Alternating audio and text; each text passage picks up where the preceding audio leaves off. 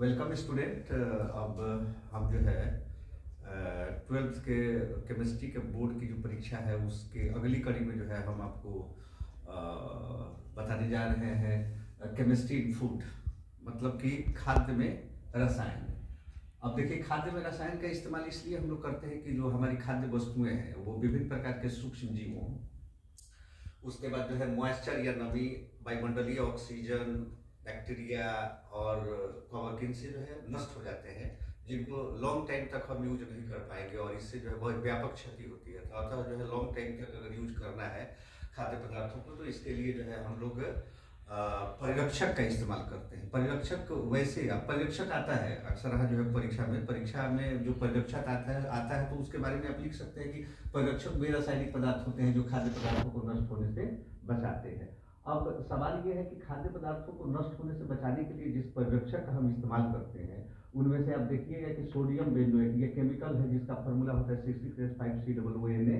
उसके बाद citric acid और प्रोपाइल गैलेट, ये कुछ ऐसे केमिकल्स होते हैं जिनका इस्तेमाल हम लोग जो है खाद्य पदार्थों को नष्ट होने से बचाया जाता है। सवाल ये उत्पन्न होता है कि खाद्य पदार्थों को नष्ट करने वाले कौन कौन से पदार्थ होते हैं। तो उसमें आप देखिएगा ज़्यादातर जो है कवक जो होता है, फंगस जिसको इंग्लिश में बोलते हैं, उसके बाद बैक्टीरिया है, फिर वायुमंडलीय ऑक्सीजन है और एटमॉस्फेरिक नमी है, ये सब जो है खाद्य पदार्थों को नष्ट करते हैं। अब खाद्य पदार्थों को नष्ट होने से बचाने के लिए सामान्य तौर पे जो हमारा इस्तेमाल होता है मेथड, उसमें से आप देखिएगा कि डिहाइड्रेशन मेथड इस्तेमाल होता है, निर्जलीकरण मेथड, जिसमें से जो खाद्य वस्तुओं के जो है नमी को खत्म कर दिया जाता है। उसके बाद जो है ऑस्मोसिस एक तरीका है। ऑस्मोसिस का मतलब परासरण होता है, जिसमें पदार्थ का जो है मूवमेंट जो होता है वह जो है निम्न सांद्रता के विलयन से जो है उच्च सांद्रता के विलयन की तरफ होता है। उसके बाद जो है फ्रीजिंग एक तरीका है। फ्रीजिंग मतलब कि हिमकरण, यानी बहुत ठंडा 1 से 7 डिग्री टेम्परेचर पे अगर हम उसको रख दें तो उसके अंदर जो बैक्टीरिया या कवक जो है उनका ग्रोथ रुक जाता है और उससे जो है खाद्य पदार्थ हमारा नष्ट होने से बच जाता है। उसके बाद बहुत सारे रासायनिक पदार्थ आप देख रहे थे जिसमें सोडियम बेंजोएट, साइट्रिक एसिड, उसके बाद प्रोपाइल गैलेट इसका इस्तेमाल करते हैं। उसके बाद जो है तापन एक तरीका है। जैसे देखिएगा अक्सर जो है हम लोग खाद्य वस्तुओं को जो है जो सुखाते हैं और सुखा करके फिर उसको ठंडा करके और बहुत दिनों तक रख देते हैं, उससे भी खाद्य वस्तुएं हमारी बच जाती है। अब सवाल ये उत्पन्न होता है कि जो बैक्टीरिया है उसमें कौन कौन सा बैक्टीरिया है, उसका नाम क्या है जो कि हमारे खाद्य वस्तुओं को नष्ट करते हैं। तो उसमें साल्मोनेला बैक्टीरिया है जो दूध और दूध के प्रोडक्ट, मांस और अंडे इत्यादि को नष्ट करते हैं। उसके बाद जो है क्लोस्ट्रीडियम बोटुलियम आता है। क्लोस्ट्रीडियम बोटुलियम से जो खाद्य पदार्थों में विषाक्तन उत्पन्न किया जाता है, पॉइजन जो उत्पन्न किया जाता है, उसको बोटुलिज्म कहा जाता है। बड़ा इंपॉर्टेंट है। और खास करके ये जो डिब्बा बंद जो है खाद्य पदार्थ होते हैं उनको नष्ट करते हैं। उसके बाद जो है एस्टाइफ्लोकोकी जो एक प्रकार का जो है कवक है, वो भी जो है खाद्य पदार्थों को नष्ट करता है। फिर उसके बाद जो है एस्परजिलस का नाम सुने होइएगा आप लोग, जो है ये इंपॉर्टेंट काफी जो है फेमस जो है कवक है या फंगस है, जो कि गेहूं, चावल, रोटी, मूंगफली ये जो है हम लोग रख देते हैं तो उजला भूरा कलर का जो है बना करके और खाद्य पदार्थों को नष्ट करता है। अब जो परिरक्षक के रूप में जो हम इस्तेमाल करते हैं, जैसे अभी बताए थे आपको, जो है सोडियम बेंजोएट, जो बेंजीन के रिंग के ऊपर जो है COONA होता है, और ये फलों और सब्जियों तथा अचार बना करके उसमें डाल देते हैं और कई दिनों तक जो है, कई सालों तक और कई वर्षों तक जो है हम इसका इस्तेमाल या कई महीनों तक इस्तेमाल कर सकते हैं। सोडियम जो प्रोपिनियोट होता है उसका जो है फार्मूला CH3CH2COONA होता है। ये खास करके जो है पाव, रोटी और जो है बेकरी का जो उत्पाद होता है उसमें डाल करके और उसका हम परिरक्षण करते हैं। फिर उसके बाद सोडियम नाइट्राइट, आप नाम सुने होंगे, NaNO2, जिसका फार्मूला NaNO2 होता है। और ये जो है खास करके जो क्लोस्ट्रीडियम बोटुलियम है उसके द्वारा जो खाद्य पदार्थों को नष्ट किया जाता है, उससे इनका बचाव किया जाता है। तो ये जो है हुआ खाद्य पदार्थों को जो है सूक्ष्म जीवों से नष्ट होने से बचाव के लिए। अब सामान्य तौर पर जो है हम आपको बता दें कि ऑक्सीजन जो होता है उससे भी हमारे खाद्य पदार्थ नष्ट होते हैं। उसमें जो है वासा और तैलीय जितने भी खाद्य पदार्थ होते हैं, जैसे खास करके देखिएगा कि मिठाई या फिर जो है वो बहुत तरह के जो है चीज़ें जो इसमें वासा होता है, वो जो है कुछ दिनों के बाद जो है क्या होता है कि उस पर जो है ऑक्सीजन की क्रिया होती है और ऑक्सीजन की क्रिया होने के बाद जो है रैंसिडिटी उसमें आ जाती है, उसका जो है दुर्गंध उसमें से आने लगता है, खाने लायक नहीं रहता है, अलग जो है टेस्ट हो जाता है। तो वो जो है उसके लिए हम लोग जो है रक्षण के लिए जो है हम लोग एंटीऑक्सीडेंट का प्रयोग करते हैं। ध्यान रखिएगा, एंटीऑक्सीडेंट के रूप में लेसिथिन होता है, साइट्रिक एसिड होता है, BHA, याद रखिएगा BHA काफी इंपॉर्टेंट है, जिसका नाम है ब्यूटाइलेटेड हाइड्रोक्सी एनिसोल। BHT जिसका नाम है ब्यूटाइलेटेड हाइड्रोक्सी टोलुइन। ये काफ़ी इंपॉर्टेंट चीज़ होते हैं जो कि खाद्य पदार्थों में खास करके ऑक्सीजन से नष्ट होने वाले जो हमारे तैलीय पदार्थ होते हैं उनसे नष्ट होने से बचाता है। ये काफ़ी इंपॉर्टेंट है। फिर से एक बार सुन लीजिए, एंटीऑक्सीडेंट के रूप में लेसिथीन, साइट्रिक एसिड, विटामिन ई, उसके बाद जो है BHA butylated hydroxy anisole, BHT butylated hydroxy toluene होता है। ये काफ़ी इंपॉर्टेंट है, वो इस्तेमाल किया जाता है एंटीऑक्सीडेंट के रूप में।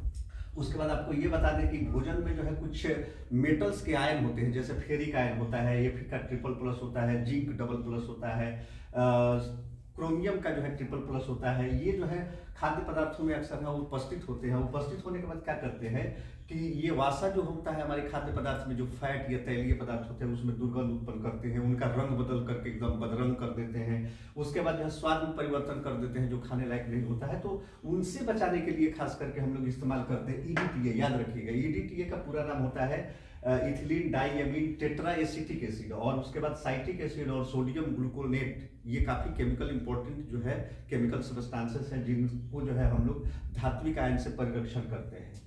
तो ये हुआ जो है खाद्य पदार्थ को बचाने के लिए कुछ उपाय। अब सवाल ये उत्पन्न होता है कि एक और इसमें टॉपिक आता है जिसका नाम है आर्टिफिशियल स्वीटेनिंग एजेंट, जिसको हम लोग जो है इसको अलग नाम से जानते हैं, कृत्रिम मधुरक के नाम से। अक्सर आप देखिएगा कि स्वाद में जो है कोई चीज़ मीठा हो तो जो है काफ़ी अच्छा लगता है, और मीठा चीज़ खाने के लिए बहुत सारे लोग पसंद भी करते हैं।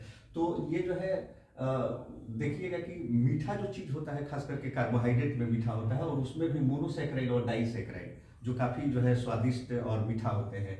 उसमें जो मोनोसैकेराइड का फ्रक्टोज होता है वो सबसे अधिक मीठा होता है, और डाइसैकेराइड में आप देखिएगा कि सुक्रोज होता है, उसके बाद जो है माल्टोज होता है। ये कई प्रकार के जो सबस्टांस हैं जो कि स्वाद में काफ़ी मीठा लगते हैं। अगर रिलेटिव इसकी स्वीटनेस अगर हम देखें तो सुक्रोज की रिलेटिव स्वीटनेस जो होती है 100 होती है, फ्रक्टोज का जो है 173 होता है, ग्लूकोज का 74 होता है, माल्टोज का 34 होता है, और ग्लैक्टोज का जो है 32 होता है। लेकिन आर्टिफिशियल तौर पे भी कुछ ऐसे केमिकल्स बनाए गए हैं जो कि हमारे खाद्य पदार्थों में मिला देने के बाद जो है मीठा हो जाता है, और खास करके जो है शुगर वाले पेशेंट को ये बहुत फायदेमंद होता है, क्योंकि 0 कैलोरी युक्त होता है। उनको जो है चीनी से मनाही की जाती है, तो उनका जो है स्वाद भी बढ़ेगा, और अक्सर जो है आप मीठा आनंद भी ले सकते हैं। तो उसमें देखिए आपको जो है आता है, तो उसमें लिखना ये है कि 3 प्रकार के जो है आर्टिफिशियल स्वीटेनिंग एजेंट का इस्तेमाल हम लोग करते हैं। उसमें साइक्रीन आता है, सोडियम साइक्लोमेट आता है, और एस्पार्टेम आता है। एकदम याद रखिएगा, साइक्रीन, सोडियम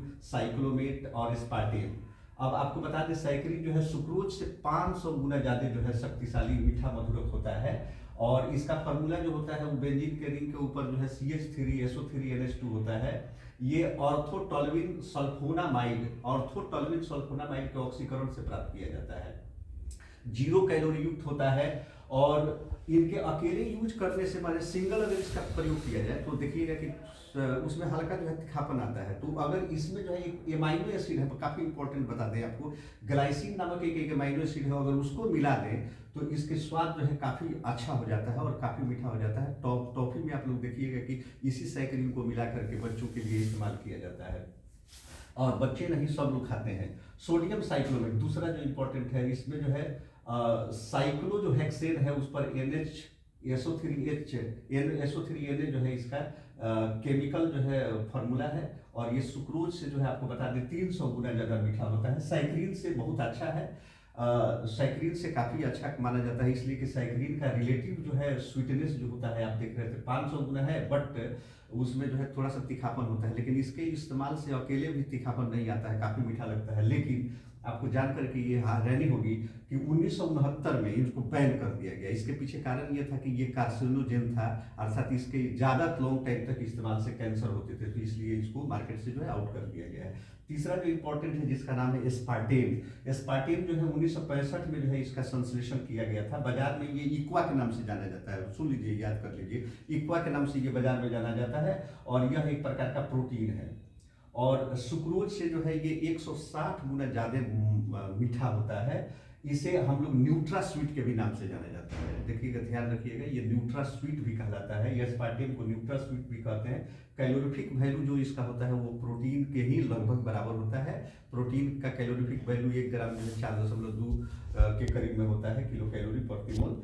तो इस तरह से जो है आप ये 3 प्रकार के जो है आर्टिफिशियल स्वीटनिंग एजेंट का इस्तेमाल करके आप लिख सकते हैं। और आपको जो है ये विश्वास नहीं होगा कि जो है केवल कार्बोहाइड्रेट ही नहीं दुनिया में जो है सबसे ज़्यादा मीठा होता है, बल्कि जो है कुछ जो है प्रोटीन्स भी ऐसे होते हैं जो कि दुनिया में सबसे ज़्यादा मीठा होते हैं। आपको बता दें, आप जी के पॉइंट ऑफ व्यू से जो है याद रखिएगा जनरल नॉलेज के तौर पे, मोनालिलीन एक प्रकार का प्रोटीन है जो सुक्रोज से 2000 गुना ज़्यादा शक्तिशाली जो है मधुरक होता है। उसके बाद जो है आपको बता दें सुक्रोलोज, सुक्रोलोज जो होता है वह आर्टिफिशियल तौर पे ये बनाया गया है, और ये शुगर जो खास करके जो स्वाद इसका जो स्वाद जो होता है वो चीनी के जैसा बिल्कुल होता है, और खास करके डायबिटीज के पेशेंट के लिए इसकी टिकिया इस्तेमाल की जाती है, और वो लोग जो है इसको खाते हैं लगता है कि चीनी खा रहे हैं, बट 0 कैलोरी का होता है, और ये काफ़ी इंपॉर्टेंट होता है। आप स्वाद भी बनेगा और उनके लिए हानि रहित भी हो जाता है। तो इस तरह से हम समझ रहे हैं कि इससे रिलेटेड जो जो क्वेश्चंस आएंगे आपको जो है वो निश्चित आते ही हैं, आप जो है आसानी से लिख पाएंगे। इसको लेक्चर को जो है ध्यान से सुने, और सुन करके जो है आप इसको जो है इस पर अमल करें। 2 बार 3 बार जितना बार सुनना हो सुन लीजिए, और सुनने के बाद जो हमको लगता है कि आसानी से आप इसको लिख पाएंगे अपने लैंग्वेज में। आशा करता हूँ कि ये वीडियो आपको बहुत अच्छा लगा होगा और ये आपके लिए काफ़ी उपयोगी होगा। Thank you.